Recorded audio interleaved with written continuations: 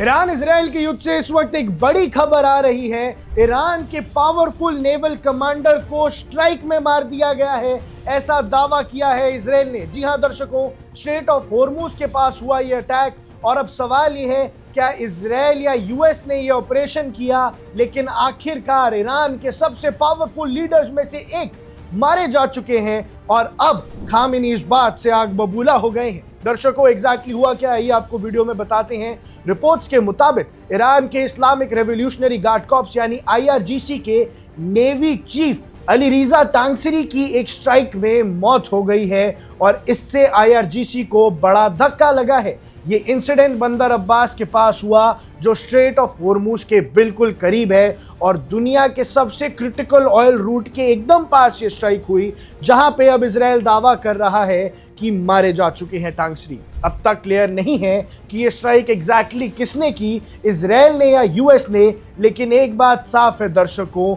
इसके बाद ईरान गुस्सा चुका है। एक इजरायली ऑफिशियल ने क्लेम किया है कि टांगसरी इस अटैक में मारा गया है, इसीलिए स्पेकुलेशन और भी ज्यादा स्ट्रांग हो गई है कि यह हमला इजराइल ने किया है, ना कि यूएस ने, क्योंकि यूएस ने तो अभी 5 दिन का एनर्जी ट्रूस दे रखा था।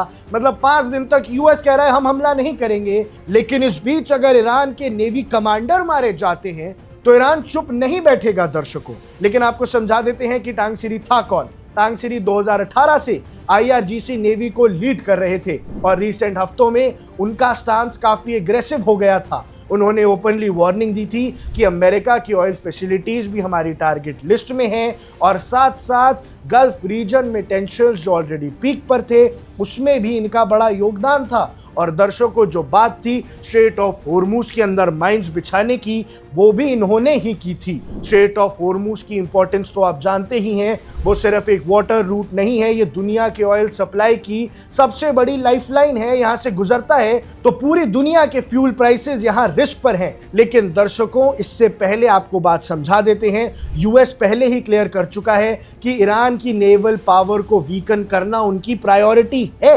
रिपोर्ट्स के मुताबिक वॉर शुरू होने के बाद से यूएस ने ईरान के लगभग 100 वेसल्स डिस्ट्रॉय करने की कोशिश की है। ये यूएसए की स्ट्रैटेजी थी।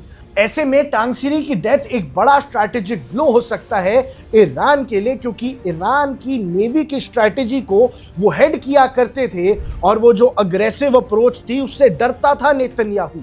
अब सबसे बड़ा सवाल है क्या ये स्ट्राइक इस कॉन्फ्लिक्ट को और एस्केलेट कर देगा, क्योंकि एक टॉप कमांडर की डेथ सीधा रिटेलिएशन को इनवाइट करती है। जहां एक तरफ तो पीस टॉक्स की बात शुरू होने वाली थी, वहां अब अगर आईआरजीसी का नेवल कमांडर मारा जाता है तो ये खामेनी को उकसाने से कम नहीं है। मुज्तबा खामेनी पहले ही अयतोल्ला अली खामेनी की मौत का बदला लेने को देख रहे हैं और ऐसे में अब उनका आईआरजीसी का नेवल कमांडर भी अगर मर गया है तो इसका मतलब ईरान अब चुप नहीं बैठेगा और ईरान की अब और घातक मिसाइलें इजराइल की तरफ आती ही होंगी। दर्शकों, अब लोगों का ऐसा मानना है कि ये सिर्फ एक टारगेटेड किलिंग नहीं थी, बल्कि यहां से एक वॉर का अगला फेज शुरू हो जाएगा। स्ट्रेट ऑफ होर्मुज पर टेंशंस और डेंजरस हो जाएंगे और दुनिया ऑयल और गैस सप्लाई की क्राइसिस में डूब जाएगी। अब आपको क्या लगता है कि ईरान जवाबी हमला करेगा? क्या ईरान बदला लेगा? हमें कमेंट सेक्शन में जरूर बताइएगा।